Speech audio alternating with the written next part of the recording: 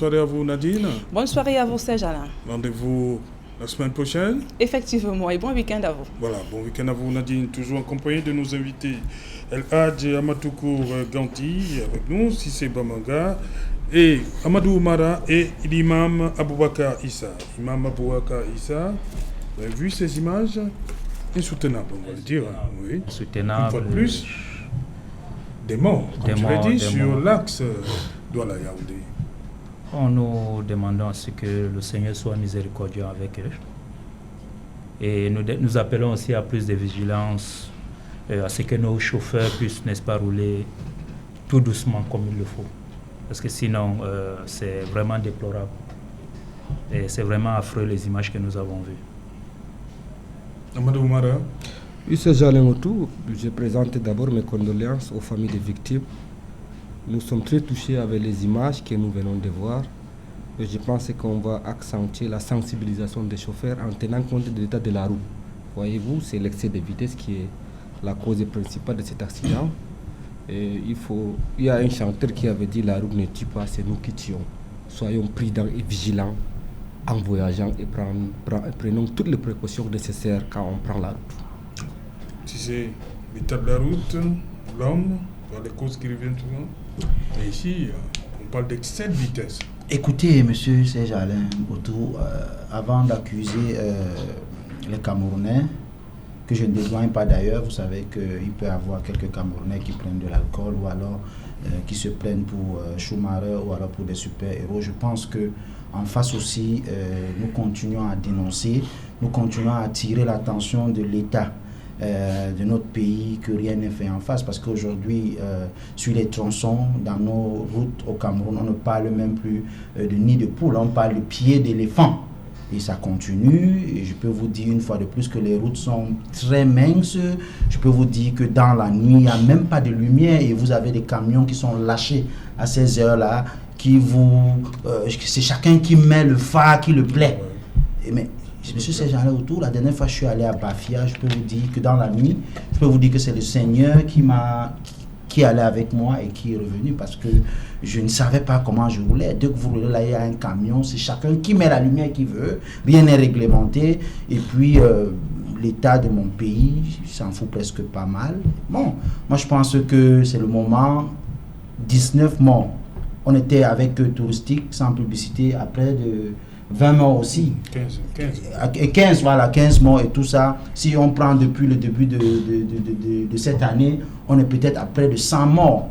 On va toujours continuer à compter les morts comme ça. Même les Occidentaux nous ont classés parmi les pays où les gens meurent le plus dans le monde entier. C'est ce genre de classement qui nous ressemble? Non. Je profite sur cette antenne d'Equinox à appeler ceux qui nous regardent, s'il vous plaît, on veut bien vivre comme vous aussi, bien que vous voulez nous réduire par rapport à la route et tout ça, on n'a pas besoin de ça. Mettez de l'argent. Imaginez, monsieur Serge Alain Otou, que ces hauts fonctionnaires-là vendent quelques voitures de luxe qu'ils ont. Ça résout quelques problèmes. Mais ils sont là tous les week-ends à mettre des radars pour encore extirper quelques biens. Qui doivent vendre les voitures, eux ou bien l'État? C'est aux fonctionnaires qui ont des grosses voitures. Moi, j'appelle même à travers qu'il n'en soit le chef de l'État, son excellence, pour lui vendre une de ces Maybach. Ça peut arranger le tronçon Ngaoundéré Garoua pour aller chez moi. Merci beaucoup. Amatoukou, vous également, face à ces images et la petite histoire qui va avec, toute une famille qui allait comme ça à l'enterrement d'un parent qui s'arrête là également. Oui, Serge Alain Otou, c'est le lieu pour moi ici. Je profite pour adresser mes sincères condoléances aux familles des victimes. C'est vrai, c'est toute une famille qui est partie. Et puis, d'après le reportage que j'ai suivi, cette famille allait à un enterrement. Ça fait encore des morts. Nos routes, je peux dire, est devenue un lieu par excellence où nous perdons chaque jour des citoyens. Ce que je déplore, à chaque fois quand un citoyen camerounais meurt, ça nous touche profondément. C'est douloureux et ça ne nous ressemble pas. J'appelle également à la vigilance de tous ceux qui prennent l'axe lourd. Nous connaissons les réalités de ce pays, nous connaissons les causes, et ainsi de suite, mais le lieu n'est pas indiqué. Face à la douleur, on pense d'abord à la douleur de ces victimes, et voilà, paix à leurs âmes, que le Seigneur fortifie certains membres de cette famille qui sont durement éprouvés. Ok. Bon, Imam Aboubakar, les pèlerins, les fidèles musulmans qui voulaient compter comme ça ceux qui comptent se rendre à la Mecque, avaient 10 jours pour se présenter devant les guichets, voilà, du 5 au 15. Vous dites que c'est la première fois qu'on a cette période, 10 jours seulement, contrairement aux années précédentes où c'était sur un mois. Qu'est-ce qui peut expliquer cette réduction? Bon, ce qui peut expliquer cela, c'est ce que nous sommes venus dénoncer. C'est une mafia bien orchestrée, bien organisée. C'est-à-dire c'est des personnes tapées dans l'ombre qui ont acheté des places pour ensuite revendre à ces pauvres pèlerins en les demandant de payer un surplus ou bien un VIP. J'aimerais au fait revenir sur deux aspects. Dans l'arrêté qui a été présenté par le copanéliste, nous avons parlé de la SOVIC et de la SIC. Moi, je dirais ici que c'est juste une représentation des façades. Pourquoi? Parce que je me rappelle l'année passée, la même association qui est la SIC se plaignait d'ailleurs et demandait à ce qu'on lui remette l'organisation du Hajj. Et il y a eu même un communiqué. Il est bien vrai que je n'ai pas le communiqué actuellement, mais il y a eu un communiqué de la part de la SIC et signé même par son président qui demandait à ce qu'on lui remette l'organisation du Hajj. Donc, là, ça explique que le nom de la SIC et le nom de cette association figurent seulement et que, au fond, cela ne joue aucun rôle. Et de deux, dans le programme d'émergence de l'Arabie Saoudite, pour revenir à ce que Tokora dit, je dirais que l'Arabie Saoudite n'a pas besoin, n'est-ce pas, de ses encadreurs. Parce qu'actuellement, tout a été digitalisé. Et vous pouvez faire directement dans le site du ministère du Hajj et de la Umrah, créer un compte, demander votre visa en ligne, faire votre booking d'hôtel et, au fait, finir tous ces paperasses digitalisées. Vous n'avez pas besoin de ces personnes-là. Et tout ça, c'est un programme d'émergence. Alors, il est bien vrai qu'au Cameroun, nous parlons aussi d'émergence. Et il est important que cette émergence se fasse aussi ressentie dans le domaine du Hajj. Et par expérience, moi, je dirais que arriver sur place, nous avons vécu cela, arriver sur place, nous avons vécu, nous avons aidé, quand nous étions étudiants, nous avons aidé ces pèlerins qui étaient plutôt abandonnés par ces personnes-là. Donc, c'est des étudiants qui continuent à les aider. Donc, nous comprenons que c'est juste un business. Et dans ce business, il n'y a pas... Parce qu'en tant que musulmans, il est important de s'arrêter au niveau, n'est-ce pas, d'une crainte révérentielle même de Dieu. Donc, le musulman doit être celui-là qui craint Dieu. Le musulman doit être celui-là qui, dans toute action, dans tout ce qu'il pose, où est la place de Dieu dans ce qu'il est en train de faire? Alors, si dans un culte qui est purement islamique, dans un culte où la personne fait des économies, parce que quand nous parlons, n'est-ce pas, de la possibilité ou bien des moyens de le faire, quand je fais des économies et que j'arrive à peut-être avoir 5 millions, 6 millions, j'ai déjà ces moyens de le faire. Et ces moyens, c'est des économies peut-être d'une année, de 2 ans, de 3 ans. Alors, j'ai ces moyens. Alors, quand je me présente pour aller faire ces Hajj, et qu'arrivé sur place, vous m'abandonnez, pourtant vous m'avez présenté des rubriques en disant payez telle somme, arrivez là-bas, nous allons nous occuper de telles choses et de telles choses et de telles choses. Mais vous n'arrivez pas à le faire, vous disparaissez. C'est plutôt des personnes qui se sont retrouvées là-bas en tant qu'étudiants, parfois, parce qu'on le fait parfois, et on le fait, n'est-ce pas, par miséricorde ici. On s'est dit, bon, c'est pas tout à fait normal. Donc, il est important qu'on essaye de s'organiser mieux, et on peut le faire. Et qu'on essaye d'abandonner ces comportements camerounais, entre guillemets, excusez-moi de le dire, qu'on le mette à côté, et qu'on sache que quand on va pour le Hajj, ou bien lorsqu'on sort pour aller faire sa Umrah, c'est une adoration. Et nous ne devons pas entraver empêcher un musulman de faire cette adoration-là. Et il est important de se rappeler quelles sont les répercussions et le châtiment qui nous attend lorsque nous allons nous retrouver, n'est-ce pas, vis-à-vis d'Allah le majestueux. Et pourquoi même pas dans ces bas mondes? Est-ce que nous pensons que tout ce que nous sommes en train d'amasser, est-ce que nous pensons que cela nous sera utile? Cela pourra satisfaire ou bien aider nos enfants? Nous ne sommes pas sûrs. Donc faisons vraiment attention et créons ici l'invocation d'une personne qui a subi l'injustice, parce que c'est ce que l'islam nous demande d'ailleurs de le faire. De craindre une invocation d'une personne qui a subi cette injustice. Ok, merci Imam Aboubakar. Amadou Mara, vous restez convaincu que ces encadreurs sont, on va le dire, des facilitateurs. Ils ont leur place dans la préparation du Hajj, dans le Hajj lui-même. À titre personnel, pour moi, je pense que ces encadreurs ont un rôle à jouer. Ce sont des facilitateurs. Je vous ai dit, des débuts de la procédure jusqu'à l'embarquement, ce sont ces encadreurs-là qui sont avec les pèlerins. Tous les jours, depuis... C'est déjà aussi un Camerounais musulman a l'intention d'aller à la Mecque. Et que répondez-vous à l'imam? Il a parlé des gens qu'on abandonne les pèlerins. Il se prépare davantage, parfois pendant une année, 2 ans, quelques mois avant d'aller à la Mecque. Il ne se lève pas un bon matin et décide d'aller à la Mecque. Ces encadreurs qui sont avec eux tout le temps. J'ai parlé de l'aspect formation.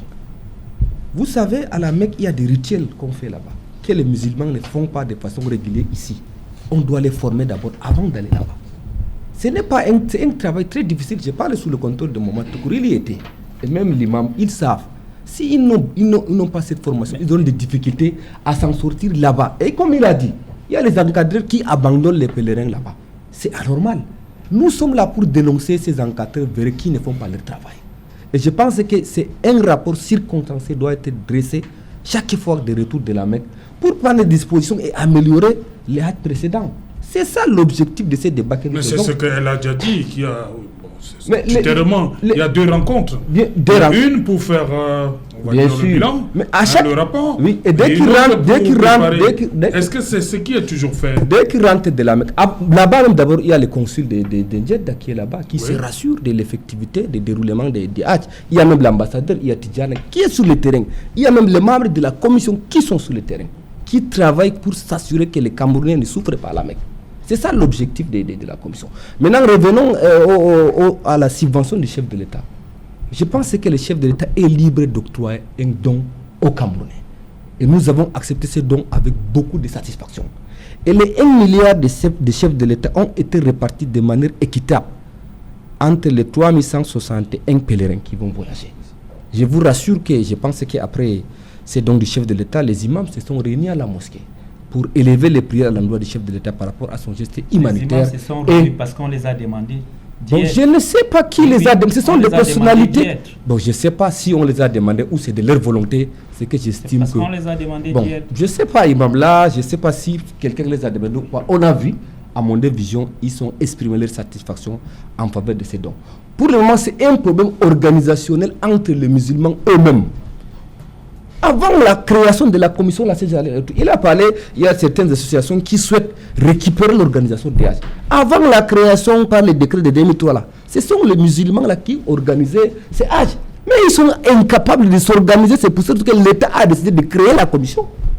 Et cette commission est logée au Minat. Tous les Minat passés ont présidé cette commission. À l'époque, c'était Marafa, le ministre René Sadi, et actuellement, c'est Atangadi, qui est le président de la commission nationale des Hajj.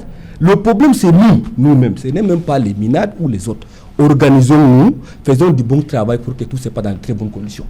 Les hommes qui gèrent les organisations, ils sont faillites, ils doivent changer parce que les Hajj, c'est un domaine sensible qui est religieux. On ne fait pas le business avec la religion. Je les ai dit à l'entame de cette émission, je ne suis pas là pour défendre les encadreurs.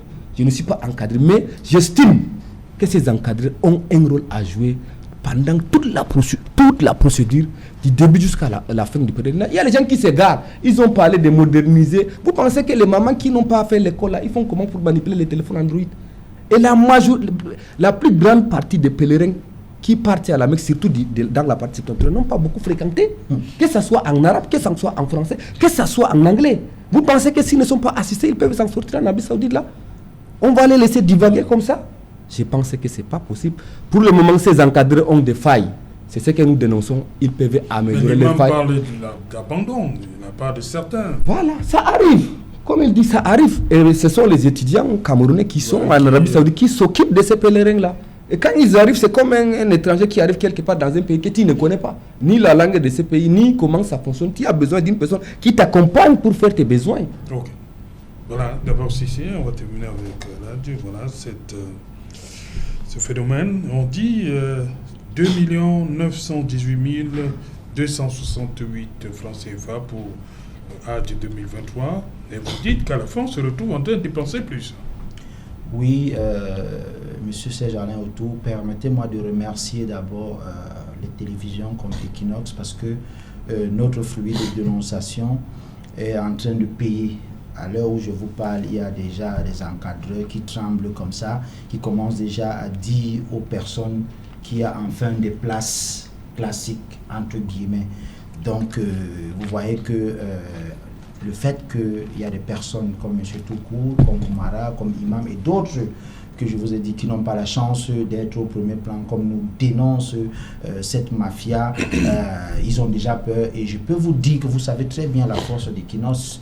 Dès ce soir, vous allez voir les changements et dès le Hajj 2024, les choses vont s'améliorer. Le Hajj VIP, qui était une option qu'on a rendu une obligation, va s'arrêter et va cesser parce que je pense que le chef de l'État en ce moment qui a son verre de menthe qui frôle déjà le bas de verre est en train de bien nous écouter. Ce que nous demandons simplement, il faut le dire ici, comme l'a rappelé mon voisin de gauche, nous ne sommes pas des ennemis. Nous attaquons personne. Nous n'avons pas besoin d'être en conflit avec nos semblables. Nous demandons transparence, première chose. Nous demandons qu'on injecte plus d'imams, plus de religieux dans cette affaire parce que c'est une affaire de religion. Nous demandons la digitalisation de cette affaire.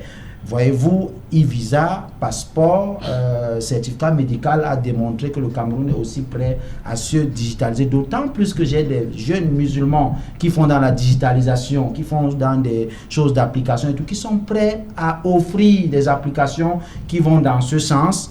Et nous demandons que ces encadreurs-là, pour ce Hajj 2023, nous avons déjà assez chauffé. S'il vous plaît, revenez à de bons sentiments. La question que je me pose, M. Serge Alain Autou, est-ce que ceux qui ont déjà commencé à être arnaqués, entre guillemets, c'est-à-dire quand on a commencé à les vendre ces places classiques en VIP aujourd'hui, on est en train de libérer ces places, vous allez les rembourser leur argent, s'il vous plaît, ayez la crainte de Dieu.